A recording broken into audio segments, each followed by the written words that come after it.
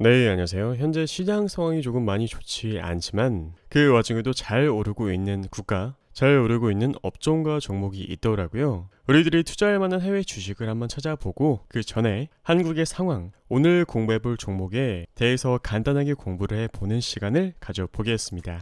자, 오늘 한국 6월 소비자 신뢰지수가 발표되었죠. 소비자 신뢰지수가 뭐냐라고 물어보신다면 경제활동에 대한 소비자의 신뢰도인데요. 그러니까 현재 생활 형편, 가계 수입 전망, 소비 지출 전망 등 6개의 주요 개별 지수를 표준화하여 합성한 지수로서 전반적인 소비자 심리를 종합적으로 판단하는 데 유용한 지표라고 보시면 되겠습니다. 즉, 말 그대로 전체 경제활동의 주요 부분인 소비 지출을 예측할 수 있는 선행 지표인 거죠. 소비자 신뢰 지수가 높으면 소비자들은 더 많이 구매하고 반면에 신뢰 지수가 낮으면 소비자들은 더 저축하고 적게 소비합니다. 일반적으로 경제가 확장될수록 증가하고요. 경제가 수축할수록 감소합니다. 그러니까 100 이하로 떨어졌죠. 96.4라는 이야기는 생활 형편 전망, 현재 경기 판단, 경기 전망이 부정적으로 전환되는 첫 달이구나 라고 해석하시면 되겠고 그동안 리오프닝 효과 때문에 금융시장과 실물경제 분위기 차이가 조금 많이 났었죠. 금융시장은 정말 안 좋았는데 막상 밖에 나가보면 사람들 쇼핑도 많이 하시고 여행도 많이 다니시고 소비도 많이 하셨으니까요. 그런데 그것이 현재 서로 닮아가기 시작했다는 뜻입니다. 물론 소비자들이 경제 상황에 대한 완전한 정보를 얻을 수 없기 때문에 반드시 그러한 것은 아닙니다만 실물 경기 침체가 다가오고 있다는 신호로 해석해 볼 수 있겠습니다. 이런 상황에서 투자해볼 만한 국가, 투자할 만한 해외 주식은 무엇이 있을까요? 일단 종목을 소개해드리기 전에 돈에는 감정이 없다는 것, 규모를 키울 수만 있다면 그 방향으로 알아서 움직인다는 점을 알아주시면 감사드리겠습니다.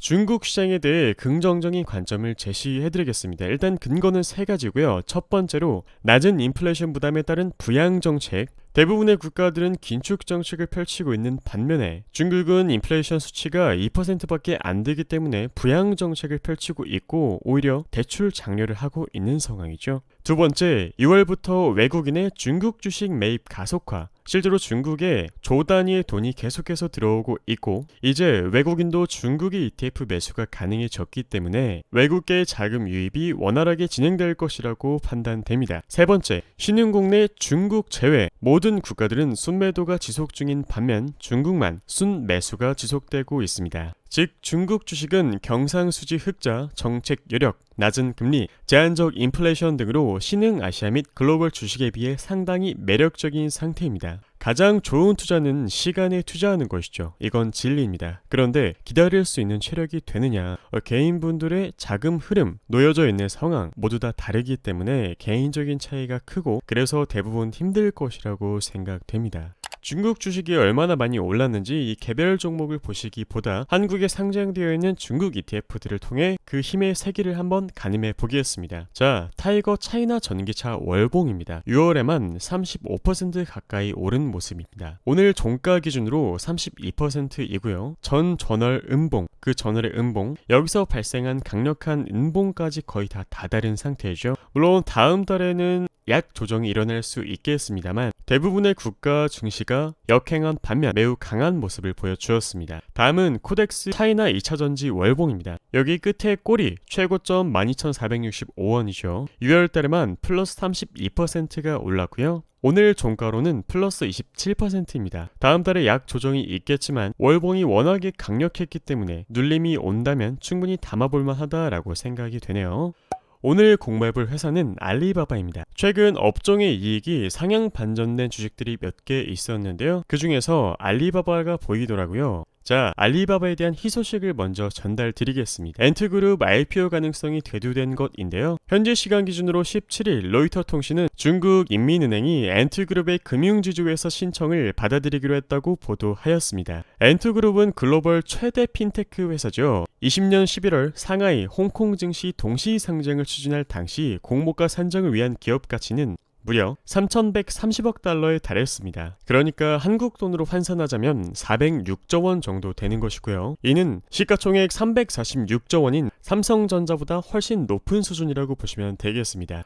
하지만 실질 지배주주인 알리바바 창업자 마윈이 정부 규제를 정면으로 비판하면서 상장을 목전에 두고 무기한 연기 명령을 받았었는데요. 향후 엔투그룹이 금융주주회사 설립을 승인받으면 상장 재개가 가능해지겠습니다. 지난 9일 블룸버그가 인민은행에 엔투그룹 상장 재검토 소식을 보도하였을 때 인민은행과 엔투그룹은 IPO를 검토하고 있지 않다고 공식 회신했습니다. 이번에는 현지 언론들이 인민은행 관련 인사 인터뷰 내용으로 부정을 하였고요. 타이틀은 현재 인민은행이 엔투그룹의 금융주주 설립 신청을 받아들이지 않았다이며 관련 인사는 행정허가 규정에 따라 인민은행의 신청인으로부터 금융주주회사 설립 신청을 받으면 공시하게 되어 있다라고 언급했습니다. 엔투그룹 상장 재개는 그 자체도 큰 이슈이지만 빅테크 규제 종료의 트리거로도 작용할 수 있으니까요. 매우 중요한 이슈라고 보시면 되겠습니다. 현재 외신은 상장 재개를, 인민은행은 부정 공시를 지속하고 있는 상황이지만 시장에서는 엔투그룹의 상장과 규제 완화 두 가지 긍정 소식을 모두 기다리는 분위기인데요. 알리바바 창업자 마윈이 지배하는 엔투그룹, 이르면 이달 중 금융주주회사 면허를 신청할 준비가 돼 있다고 블룸버그 통신이 22일 날 또 새로 보도를 하였습니다. 통신에 따르면 인민은행은 엔투그룹이 금융주주회사 설립 면허를 신청할 경우 그것을 접수해 검토 절차에 들어갈 방침이다 라고 이야기했네요. 즉 모회사인 알리바바에게는 상당히 큰 호재라고 할 수 있겠습니다. 실제로 IPO만 된다면 말이죠. 그리고 긍정적인 분위기로 현재 흘러가고 있죠. 그래서 이러한 근거들을 봤을 때 상장될 확률이 매우 높다고 보고 차트적인 관점으로 봐도 알리바바는 투자할 만한 위치라고 판단이 되는데요. 차트 분석을 해보도록 하겠습니다. 알리바바의 월봉입니다. 근 1년 반 동안 정말 계속해서 쉬지 않고 떨어지다가 이곳에서 강력한 바닥을 만들고 6월달 플러스 25%의 강한 반등이 나와주었습니다. 여기 거래량 보이시고 꼬리 보이시죠? 그렇다는 것은 즉 이 아래로 주가를 떨어뜨리지 않겠다라는 세력의 강한 의지이고요. 6월달에 월봉이 이렇게 마감된다면 힘이 매우 강하기 때문에 추세 반전의 신호로 해석을 해볼 수 있겠습니다. 알리바바의 일봉을 통해 어느 가격대부터 우리가 모아가면 좋을지 분석을 해볼 텐데요. 일단 바닥은 어느 정도 다졌다라고 판단이 되고 알리바바를 모아간다면 104불에서 109불 정도를 노려보시기를 권유드립니다. 현재 프리장에서 115달러 정도의 거래가 되고 있는데요. 이동평균선이 역배열인 상태, 즉 비포장 도로 같은 상태라서 쉽게 올라가기는 어려울 겁니다. 아마 한 3개월 동안 이 근처에서 왔다 갔다 할 수도 있겠죠.